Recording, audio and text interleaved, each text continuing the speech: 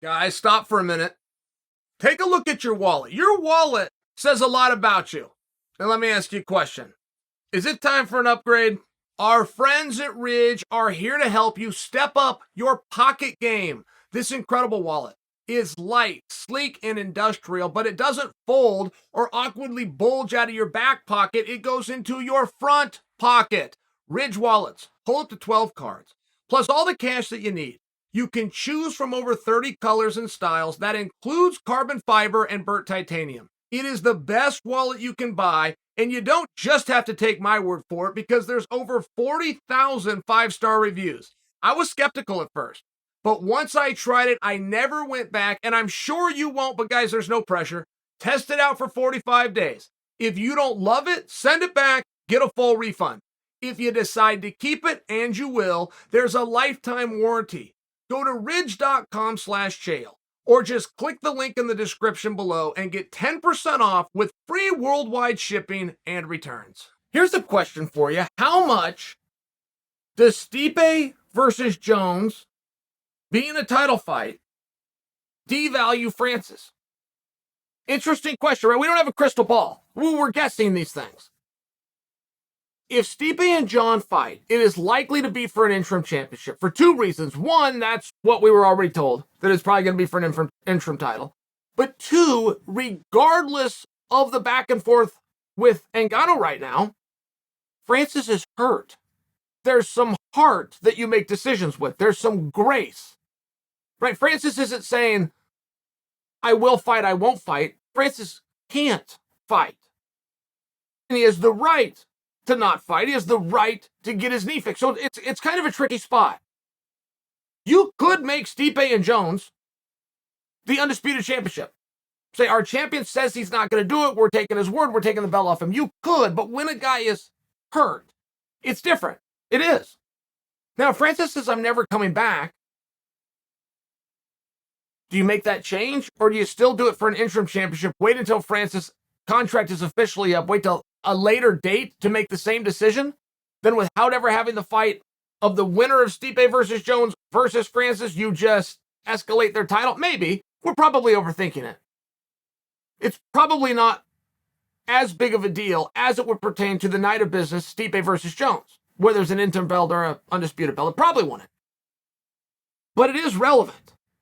Because as soon as the belt comes off Francis, as soon as a promoter who is looking to build something between Francis and Tyson loses the ability to say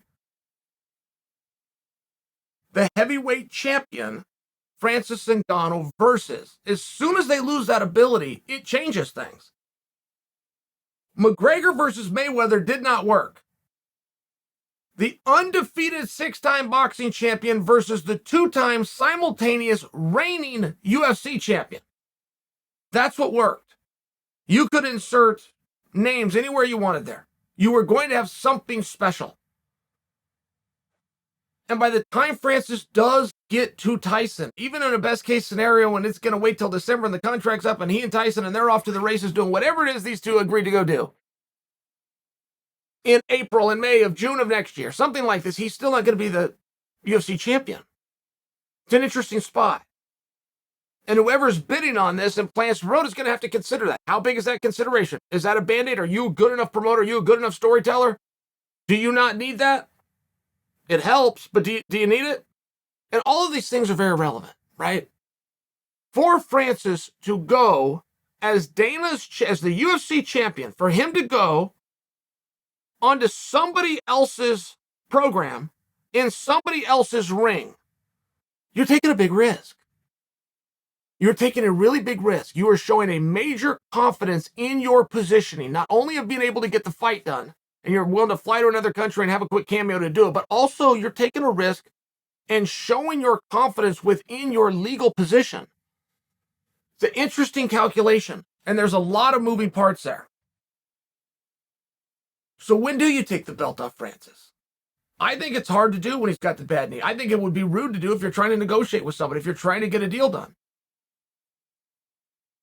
Maybe it would go something like this. Hey, Francis, you said as part of your new deal for you to come back here and compete, that you need to have the ability to fight Tyson Fury. I will give you that ability. You're going to give me 2 matches and you're going to go first. I don't have a confidence that if somebody gets X dollars in their pocket that they will come back. I tried this one other time with the biggest star that I've ever had, and I had a hard time getting him back. I have to learn from that lesson. So you got to go first. But I will promote you, I will build you, and I will wish you well if you give me those 2 matches first. Now, here's the deal. One's going to be with Stipe, and one's going to be against Jon Jones. I don't know the order of it. But those are the 2 guys who you're going to face.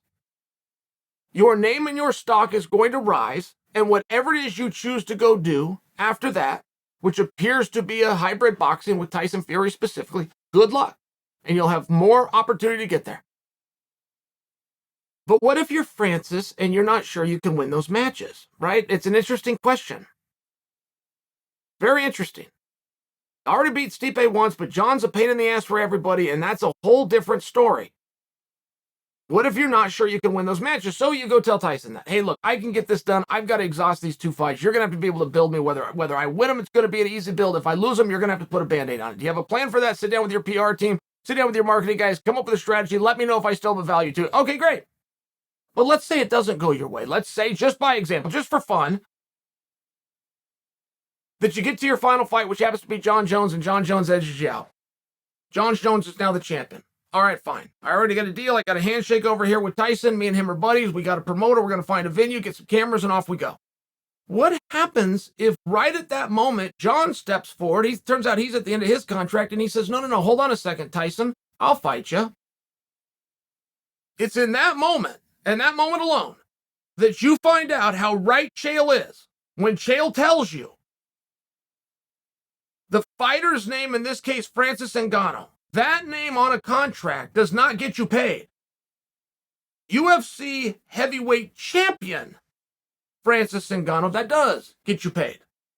And this has been tested. Only one time, it was by Vince McMahon. How much weight you want to put in it, that's up to you. But I'll give you a quick history lesson on it. WrestleMania was coming up. Special appearance by the baddest man on the planet, Iron Mike Tyson. Done. Contracts are signed. Fee is set. Advertisements are out. Tyson goes over to Tokyo. He gets knocked out by Buster Douglas. Who do you think showed up on Vince's channel at WrestleMania? Do you think it was Mike Tyson? Or do you remember that it was Buster Douglas? With no advertisement, no build-up, and no promotion. Buster Douglas, in the spot that was reserved for Mike Tyson and promised to you, the viewer, Buster Douglas walked out and said, you guys were promised the champ. I am the champ. And the crowd loved it. Crowds are fickle. They weren't loyal to Tyson. Didn't have to be Mike Tyson. They didn't care what the name was. They wanted the baddest man on the planet. MMA didn't exist. Whoever was the boxing heavyweight champion was viewed by the world as the baddest man on the planet. That's what they were promised, and that's what Vince brought them. Vince had to change it. However he worked that out with Mike, I don't know. But I was watching the programming that night. I watched Buster come out, and I guarantee, I'm quoting, that's what he said. You were promised the baddest man on the planet. That isn't Mike Tyson. That's me. That's what was said, and the arena went crazy. So things change very quickly. You have to have an absolute confidence in your position. Not only in your skills and your ability, not only that a promoter is going to pick this up, but also that you could prove your case in a worst case scenario in a courtroom located in Las Vegas, Nevada. Like, there's some things here that you've got to be real sure about. I don't know where all of that sits. I don't know. I will maintain with my last breath, there is no fighter whose name, and that includes Conor McGregor, who is a way more provable and bigger star than Francis. Conor McGregor did not get that money to fight Floyd. The simultaneous double UFC champion, Conor McGregor, got that money. So it's a very different scenario. Things change very quickly. This is an interesting one. The last time Dana spoke about this was on ESPN, on set, live on location, right after a pay-per-view. He said, I think we can get this done. I think we can work things out with Francis. And Dana had said at a different time in an interview that I read, he said, we've got a deal done with every single fighter I've ever wanted to get a deal done with one exception, which was Fedor. I am confident we can get this done. So I'm just suggesting to you where I say, okay, great, you do 2 fights and then go on your way. I do think it would have to be something like that. We need to bring conclusion to your story. A great promoter is a great storyteller.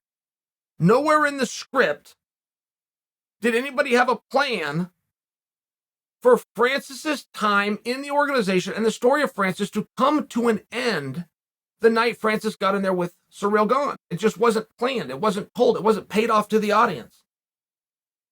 So your promoter does have an ability to do that. I think it's going to have to be in that order. And Francis, who went on Ariel's show as recently as this morning, said, whatever contract I do with the UFC, it must include an opportunity to fight Tyson Fury. It didn't say to fight Tyson Fury next.